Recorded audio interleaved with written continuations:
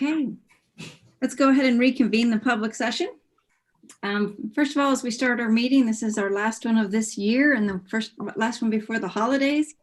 I'd like to take a moment and do a heartfelt thank you to our teachers, the administrators, the leadership of the BTA, everyone that has worked so hard to keep our school clean and safe, our students and our parents and our principals and our superintendent, and also our assistant superintendent. It's been a tough year. With that vaccine approaching, just maybe, there's a glimmer of hope at the end of this, but we can't thank you enough for all the work that you've done.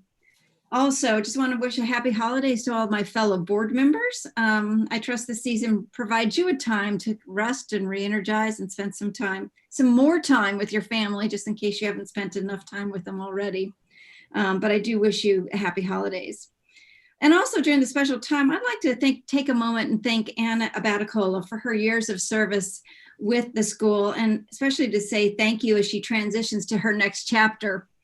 Anne has been with us since 2005, guiding our students through high school and to college. When my two kids started in high school, they were assigned Anne and had a little trouble with her name. And so she became Mrs. Abracadabra at our house. And so when I was reflecting back on her tenure, I think she probably touched the lives of like 1,500 students with her passion, her expertise, her humor, her calmness, and I dare say a little bit of magic. So it is just a wonderful time for us to say thank you for everything that you've done on behalf of the Board of Education, and truly wish you the best as you move into your next chapter. So virtual clapping. And with that, Roy, I'll turn it over to you to start your superintendent's report. Great. Thank you, Arlene. I apologize. I always forget, Roy, the minutes. Yes, got it. Thank you. I apologize. So may I have a motion to approve the minutes? So moved. Do I have a second? Any discussion? Okay. All in favor, please say hi or show your hand. Aye. Any opposed? Okay. Motion carries. Now to you, Roy. Okay, thanks. And thanks for those lovely comments about Anna Baticola. It seems appropriate because there's a motion on the agenda later on tonight approving her for some additional hours. Even though she's retiring from her role with the district, she's staying with us to guide her senior class through the whole college process, which we are grateful for that continuity and her giving of her time for our kids. And, you know, as we're starting to see some of the early action decisions coming in, I want to congratulate those seniors who are happy. And if you haven't gotten into your top choice yet, have some patience. You'll get there. We'll be just fine. So congrats to those who already heard. And if you haven't heard, we wish you certainly all the best moving forward to our senior class. I'd also like to extend happy holidays to the community and to our board and appreciate everything that everyone's been doing on behalf of our school. You know, it's been, as you know, a challenging time for us, but I don't want to forget the number of silver linings that we've had throughout this as well. And there have been plenty of silver linings, certainly for me personally, and hopefully for you as well. But you know, the one thing that's been really nice is our community has really come together quite nicely to support our kids and support our school. The luminaries that were in front of the school done by the PTA and with the support of the community was just amazing to be able to have our people come out and walk through the town and observe all luminaries that were there, and especially very touching that they decorated our school and in support of our teachers, our staff members, our administrators. Was very, very meaningful for all of us, and we very deeply appreciate everyone's efforts, because you recognize how hard it is for many of us, and the level of appreciation support has been just terrific. So we live in a very special community, work in a very special community, and we're thankful for that. So there are a lot of silver linings. Don't forget about those.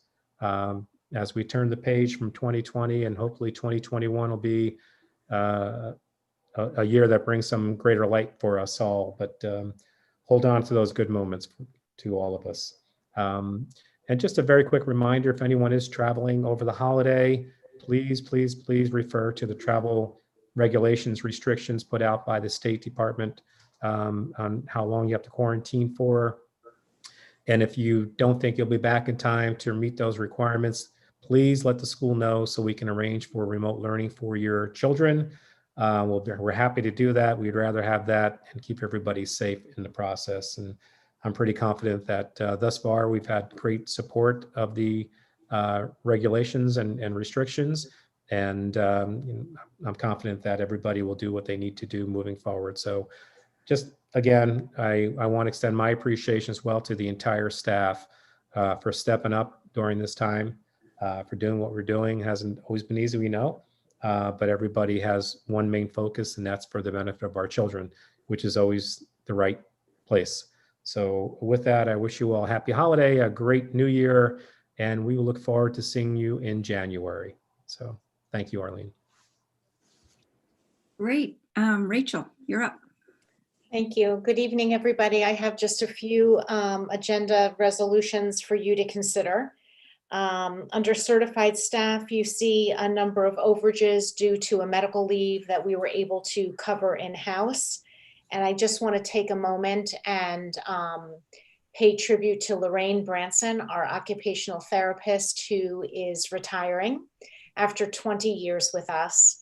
And she really has done an extraordinary job of not only making sure that our students who need occupational therapy are getting high quality service, but she's been an integral team member among classroom teachers and special educators to help ensure that those skills she's teaching the students are generalized back into the classroom and into their homes.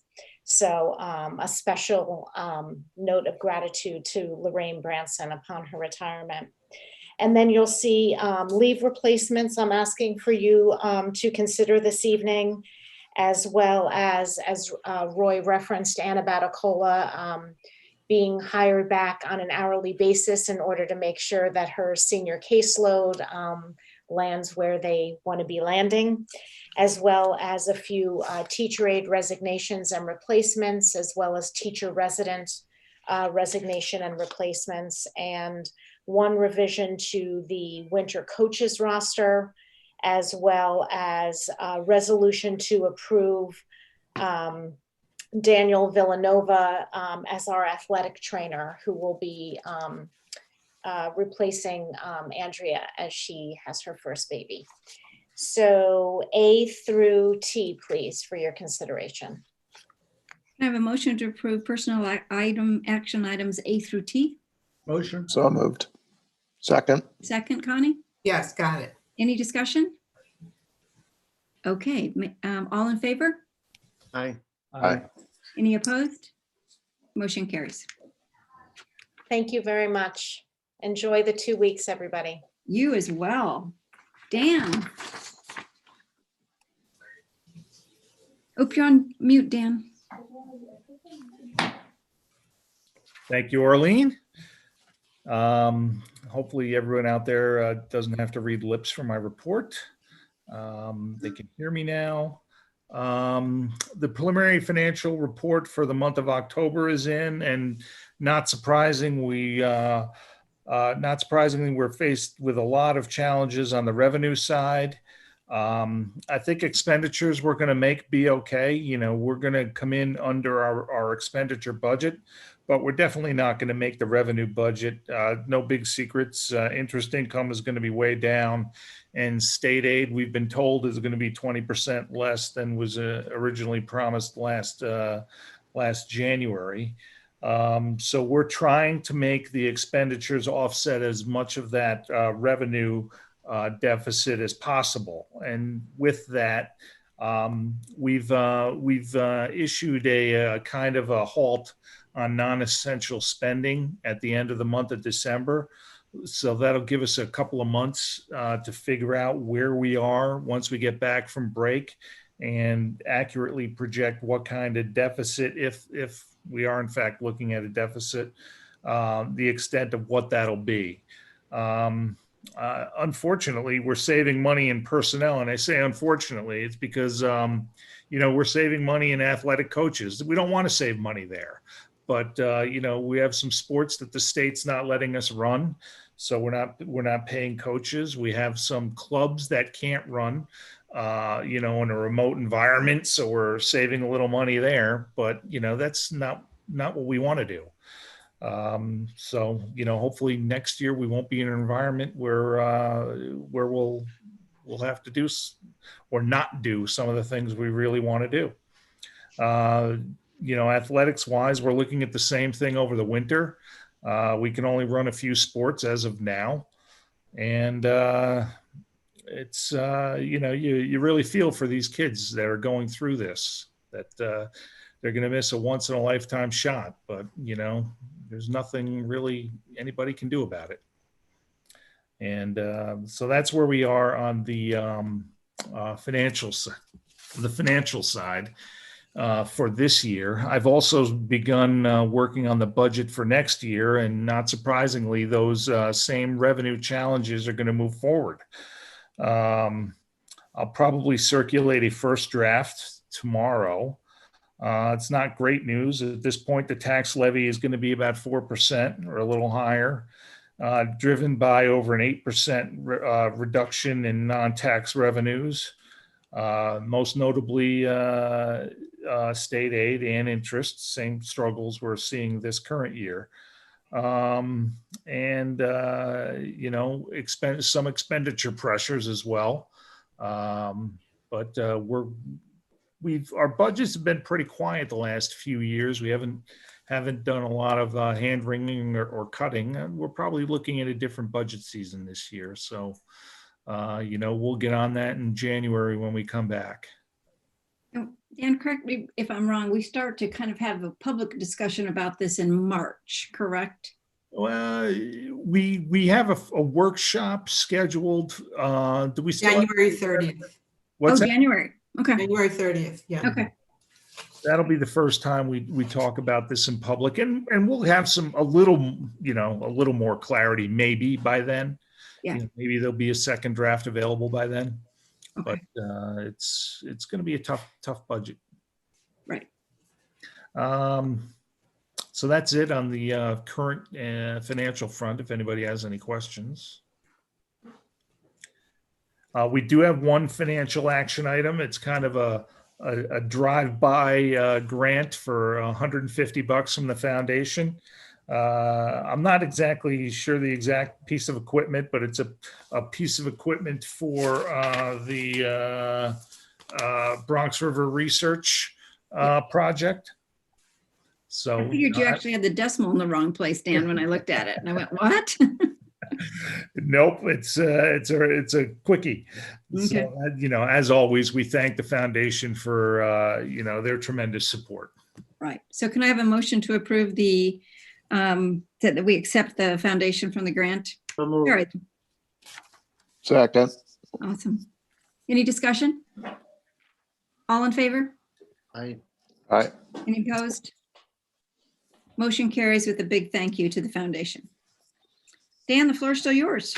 Yes, we're moving on to facilities at this point. At this point with the project, we're down to punch list just about everywhere, with the exception of the guidance suite and the high school lobby addition. We're expecting construction in those two areas to continue through the new year, with emphasis on the guidance suite finishing first so that we can move guidance down there and have additional classroom space to get more students in the building as soon as we can. Punch list items seem to be driven by pandemic related supply chain issues such as door hardware, glass for the doors, window replacement, things like that. The supply chains in a lot of the areas really shut down over the summer, so there's huge backlog. But we're working on those as well as we can. We also have asked LAN and the contractors to look at pricing to replace the bulkhead in the gymnasium, which was in the original plan. When I say replace, it's really remove. It's the reason we can't host sectional games here and things of that nature, because that middle ceiling where the gym gets divided is too low. I guess it's a home field advantage when they know last second shots have to be taken underhand, and other teams just throw them and hit the ceiling. But, we're looking to get rid of that and have a more competitive gymnasium. It was in the original plans, in the original scope. It was removed when the bids came in so high. However, the project is tracking so well financially that we think we might be able to slip it back in. We're looking at a healthy contingency of about $500,000 at the moment. We have proposed change orders in the pipeline of probably over 100,000 or so, but that's not really much considering the size of this project, which has been by every measure except maybe timing, because the pandemic gave us a little and the pandemic took away a little bit of some of our timing issues. But financially, and I think design wise and financially, it's been a great success, and we're hoping to wrap it up in the next couple of months. With that, I have. Excuse me, Dan, Sure. one thing, going back a little bit, we have the other action item regarding the Oh, is that the retention documents? Yeah. the adoption of the retention schedule. Yeah, The resolution is on the agenda. Yeah, there's an amendment to the retention schedule for documents related to, it's really pandemic related, isn't it, Connie? Well, one of the key items is that we need to keep any communication and documents relating to the pandemic. So for So you have historical to adopt purposes, that. I we apologize. need to accept that before December 30th, this new Yep. retention schedule. It's the LGS-1. Thanks for bringing us back to that, Connie. If we can just approve that resolution. Okay, so you want to go back? Okay. Yeah, we have to. So the resolution is quite lengthy and it's included in your agenda materials. Mhm. So could I just have a motion to approve the resolution as is noted in the agenda? So move. Second. Any discussion? All in favor, please say aye. Aye. Aye. Any opposed? Okay. Connie, motion carries. Thank you. Thank you, Connie. And then we can move on to the financial or the facilities action items, with your approval of change orders, which have been reviewed by the facilities committee. There was a few change orders with the general contract. Let's see.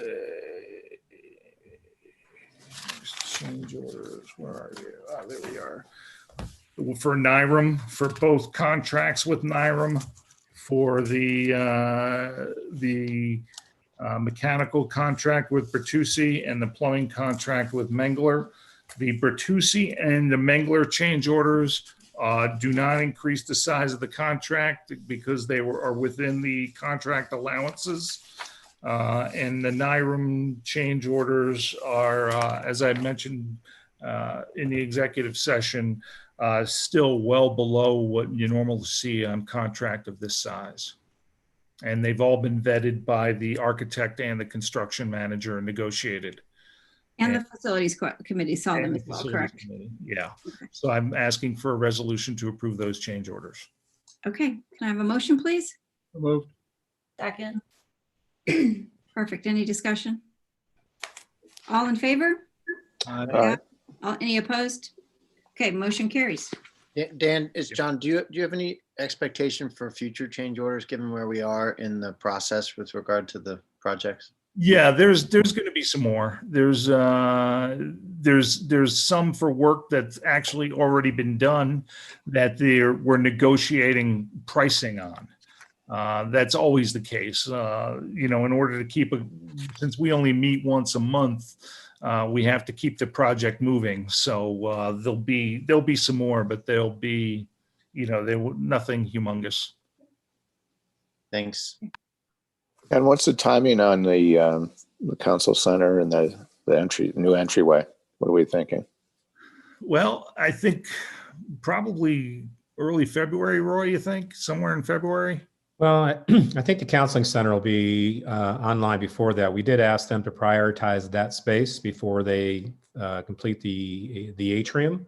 So we're pretty sure they can manage that. So I'm hoping that mid-January actually for for the guidance suite itself, and then either later in the month or certainly at the first start of February for the rest of it. Great. Continues to look really beautiful. Yeah. Yeah. The stonework and the masonry on Meadow Avenue Yeah. is really nice. It's really nice. Okay, Dan, anything else from your side? That's it. Okay. Agenda item 8, do we have any committee reports? We've heard, I know the facilities met, but we've heard from them. I don't think there's, at least I'm not aware of any other. Okay, great. And we do have our next meeting on the 21st and our budget workshop on the 30th.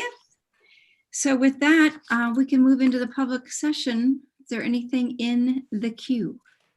I don't see anything. Okay. So with that, we can adjourn for 2020 and may 2021 be so much better. But thank you for all of your service. And there has been a lot of silver linings. Roy, you are very right. Spending time with our kids is pretty high up on my list of the joys of this. But I do wish you all a wonderful, wonderful holiday season and a great 2021. May I have a motion to adjourn the meeting? And to So Roy, moved. thanks for keeping us all in the loop. Your constant emails and updates and everything. I know there's been a lot of lack of information that you've had to be able to communicate, but the communication has been great. So thank you for that. Thanks, Tom. Great. Very so much so. Thank you. Okay, all in favor? Aye. Okay. Connie, did you get what you needed? You got your motion and your second? Okay. All right, meeting adjourned. Thank you. Hi, everyone. Happy holidays. Well, everybody, good night. Yeah.